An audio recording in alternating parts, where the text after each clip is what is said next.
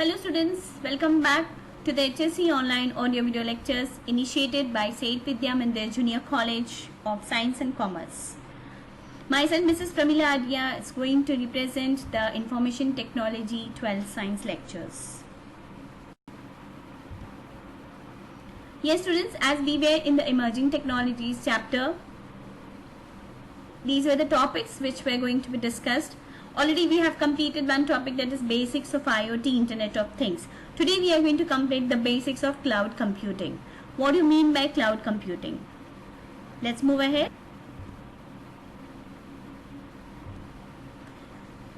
In this particular chapter, cloud computing, these topics, you have models of cloud computing. These are the three models, that is IaaS, that is infrastructure as a service, platform as a service, PaaS, then SaaS, that is software as a service. These are the models of cloud computing and the types of cloud computing: public cloud, private cloud and hybrid cloud. So one by one we'll be seeing all these topics and what are the importance, what are features of this particular cloud computing. Let's move ahead.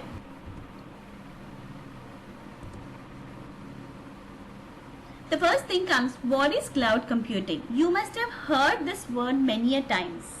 You are saving the data on the cloud, right? So what is this cloud exactly? What is this technology behind this cloud computing? See, you can see the definition over here. It is given.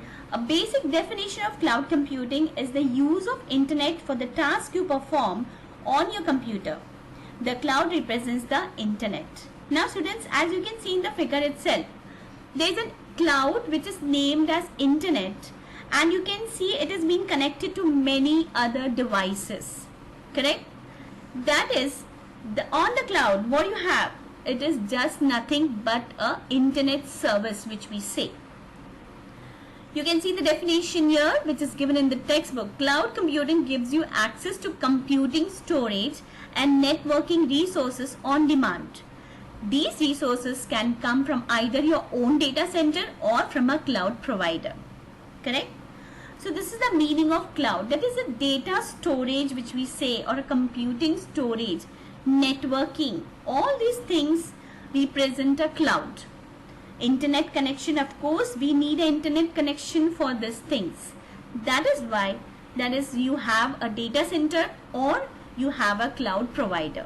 That is the internet provider. Okay students, so let's move ahead to know more about this cloud computing. First we are going to see the models of cloud computing. There are three models of cloud computing. The first one is the IaaS, that is called as infrastructure as a service. The second one we have platform as a service, that is PaaS. And the third one we have software as a service. So these are the three models. Here you can see the three types of cloud computing, that is the models of cloud computing. You can see in the figure itself, a cloud computing is given. Then there is an application. First one in infrastructure, you can see down infrastructure. In between you can see a platform, and third one comes the application. This means this particular diagram shows you that the basic structure, the first model is the infrastructure model. The second one, it is the platform on which we are working, correct? On which the programs have been, softwares have been developed, and then after deploying it, the end users, that comes in the application, that is the software as a service. Okay students, so you have to just know first that these are the three models of cloud computing. Let us see one by one all these three models in detail. The first one comes as infrastructure model, that is IaaS. IaaS gives users access to storage, networking, servers and other computing resources via the cloud. It provides automated and scalable environments that provides high degree of control and flexibility for the user. Instead of purchasing the hardware, the user pay for IaaS on demand. What does this mean? Infrastructure means what? The word infrastructure means this is the module, or this is the stage where we are preparing the basics. That is, we are not purchasing the hardware, but we are paying for that particular software. That is the service.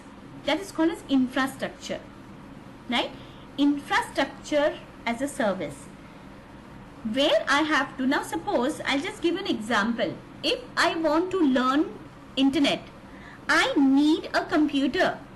I need a computer first, a laptop or a desktop. I need that first, and then afterwards comes my software in that, the applications in that, right?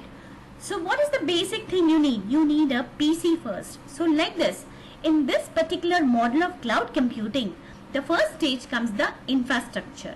That is where I am going to develop these programs. What is the platform? That is called as the IaaS, right? So this means it gives the users the access to storage, networking, servers and other computing resources. So you can see the examples over here given, students. That is Amazon Web Services, Microsoft Azure VM and Google Compute Engine. So you are well versed with these terms. You are using the Amazon, correct? Let's see the diagram what it is. So these are the IaaS examples. See students, in this particular chapter I have been using the examples. I have been given something more rather than from the textbook, right? Because these are the current technologies which are going on in the market right now, and you should have the full knowledge about it. That is why some things which are missing in the textbook, and I feel that yes, it is important for you all to know these things as an IT student. So that is what it is present here. So in here you can see the examples. When you see the examples, you will understand that this is the basic structure, infrastructure of IaaS, right? These are certain examples. Already 3 examples have been given in your textbook. Let's move ahead with the next model.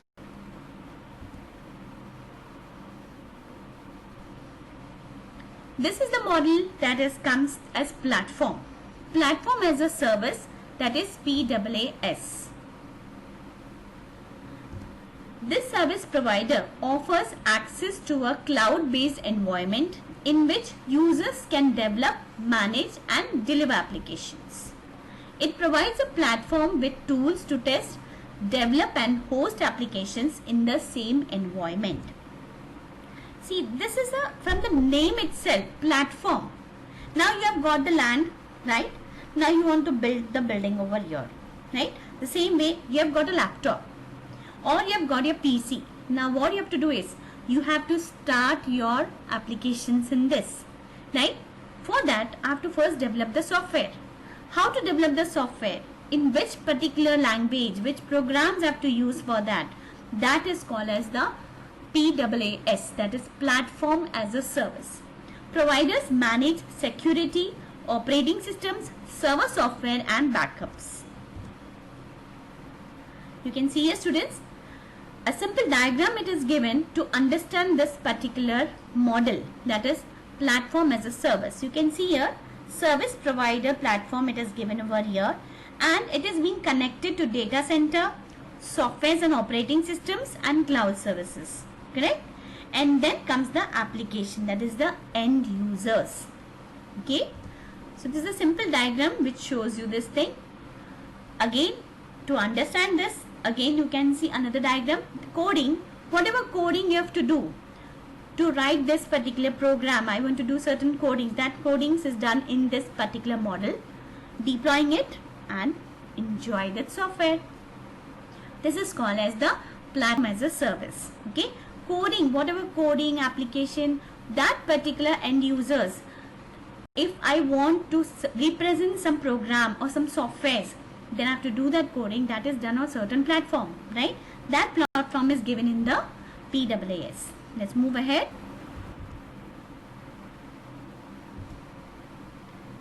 Yes, this comes software as a service, that is SaaS. in this particular model, you can see here, it is a service provider which delivers software and applications through internet. SaaS vendors provide users with software and application via a subscription model. Upgradation of software are handled by SaaS providers. Data is secured. Applications are accessible. Now see, in this particular model, we are the end users who are using this software. For example, you can see a Dropbox, you can see Google's G Suite, GitHub, SAP, Slack. So these are the examples. With these examples, you will understand that we are using these things. So to develop this Dropbox, which you can see in email, we have it, right? There is a subscription model. Yes, you have to subscribe to certain softwares. If you want to take the original copy of that, you have to subscribe. Then you have the upgradation of the software. When you're buying the software, after that, there will be some upgradation. That also is being done in this particular model. Data is secured, right? Equipment failure does not result in loss of data. Yes, this is the main advantage of this cloud. I'll tell you that whether even if your hardware is being reinstalled or your hardware is not working, but what happens is your data is secured over there. So this is the beauty of the cloud.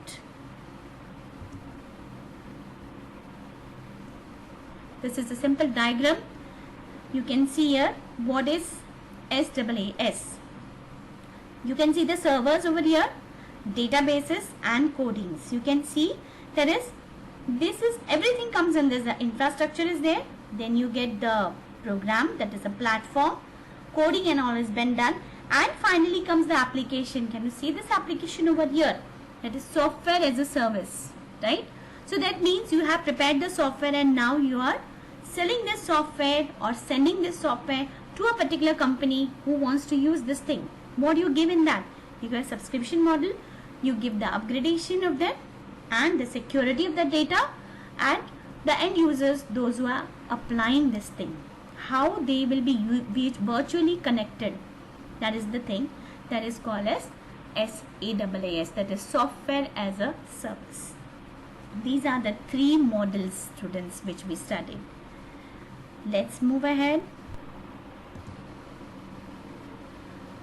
Yes, students, now this is the topic which you cannot find it in your textbook, but this is something extra which I have given, that is the difference between IaaS, PaaS and SaaS.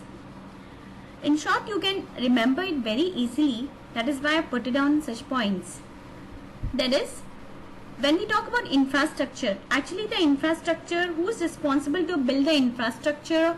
That is the network architects. So network architects fall into this particular model that is called as infrastructure as a service. They are responsible to develop the infrastructure of the particular cloud.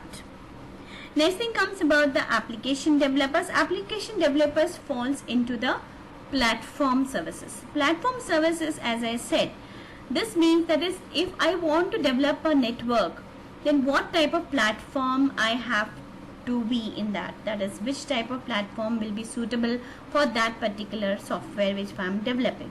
It may be any type of platform, that is, it is a Windows platform or it will be a Windows platform. In the different versions of Windows are available. So which type of platform will be available for that particular developing application? So that comes into PaaS. Lastly comes the end users. That is when the software has been developed. After that, when you are putting it into the market, then who are the end users who are applying that things? That comes into this particular model, that is SaaS. Okay, let us see here. This is a pyramid which shows you about the network architects, app developers and the end users.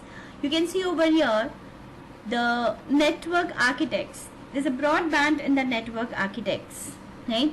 Because this is the most important part in developing a software. Then comes the developing which platform is necessary to develop that type of application. that comes into this particular band. Then lastly comes the end users. End users have the less control on the particular service. That is what it has been shown over here. More control is on the IaaS, that is the infrastructure and the developers who develop that type of programs or that type of software, you can say. And there's a less control on the end users because the end users are only using the application. The security, the development, the upgradation, everything comes into the platform. That is the PaaS model of cloud computing. So this is what is the difference between the IaaS, PaaS and the SaaS models of computing. Let's move ahead. Yes students, now we are coming to the types of cloud computing. There are three types of cloud computing, that is public cloud, private cloud and hybrid cloud. What do you mean by a public cloud? Now when it is by the name the public cloud means, here you can see certain points I have given in short so that it will be very easy for you to refer. In the public cloud you can see that it is offered by a third party providers, available to anyone over the public internet, scales quickly and convenient. Public cloud, that means you can access the information from anywhere, anytime, wherever it is possible for you. Also that is the third party providers, that means there are other services also included over here. That is, it is not private, right? It is a public.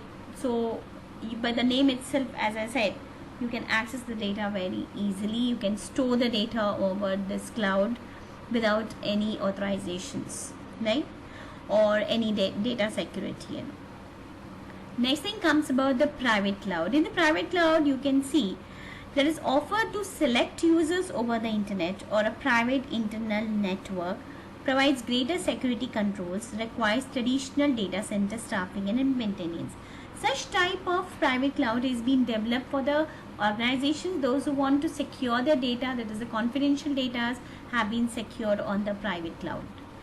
There everyone is not allowed, that is all the authorizations are given to only to the authorized persons only who can access this type of data. That data has been stored into private cloud and a private internet network has been set for that particular organization. Lastly comes about the hybrid control. When in the hybrid cloud you can see it is a combination of both public and private cloud. That is why you can see the colors over here. You can see in the public cloud there is a dark blue color, private cloud there is a sky blue color, and in the hybrid cloud you can see the combination of both the colors, which shows it's a combination of both public and private cloud. There are certain storage spaces or certain cloud computing features where you can find that publicly also and private also you can secure the data privately also, and you can share the data easily everywhere. Now for example, I'll just give you here these three examples I can tell you, that is in the public cloud. For example, you are using an Amazon site. In the Amazon site you can see that any public or anyone can use that particular site. So such type of applications are developed on the public cloud. Whereas in the private cloud, as I said, that is the private organizations, they store the data over there, which has to be secured and confidential. Right? Big multinational companies and all, they create such type of private internal network and they require a private cloud. Whereas when we come to the hybrid cloud, you can take an example of a bank.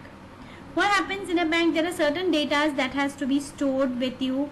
There is certain ATM card details and all, that is only to the customers, right? They only know, they have not been allowed to share the data with the bank employees also. But there are certain things, that is certain data, financial data, which the employee knows about you. That is called as hybrid, right? So these are certain examples which I have given so that it will be very easy for you to understand what is public cloud, private cloud and hybrid cloud. Okay students, let's move ahead.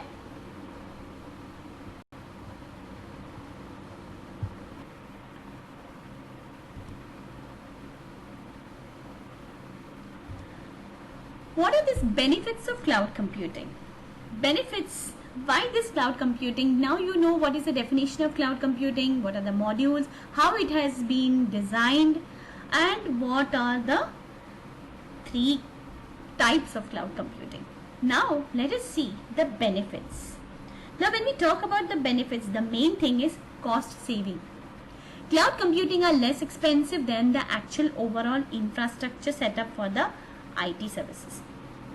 See, what happens is the infrastructure, you have to develop the infrastructure in such a way that it is cost saving, right? So you can get expensive infrastructure also depending upon the type of organization, how they are going to spend on this particular cloud computing. Second thing comes about the reliable. Cloud computing services are more reliable than the in-house IT infrastructure. Yes, correct. Cloud computing services are more reliable, right, than the in-house IT. That is, from the privately, from any IT company, if you are going for your security of the data, that becomes, sometimes it becomes very risky also. But from the cloud computing, if you are doing from an authorized users, then it is a reliable service, which we can say. Lastly comes the mobility. Cloud computing solutions are more portable because user can access data anytime, anywhere as required. Yes, as you have seen, that is private cloud, public cloud, all these types of clouding you have seen. That is how you can access the data from anywhere, anytime, right? So this is the diagram which I have just taken it from the internet. That is, other benefits are also there. That is the higher security, then robust disaster recovery, documental control, and scalability. Now, as I had said already, that is, if your hardware systems are not working, but still your data will be secured. You can see the best example, that is when you buy a mobile and you want to store all the information, already your contacts, if it has been stored into your Gmail, what happens? It can be referred back. You can get it. So that is the documental control. Like this, whatever data has been stored on the cloud, you can get it, you can get the access of that particular data, no matter if there is a failure in the hardware. Then robust disaster recovery. That is what? Disaster recovery means, as I said, there must be failure in whatever system you are using it. But if your data has been stored on the cloud, that means it is secure. You can access that. That is the benefits of cloud. So students, you must have understood about these topics about the cloud computing. So here we end the lecture with all the topics covered of cloud computing. So in the next lecture, we'll see the other 2 topics which are left in this chapter. Thank you very much.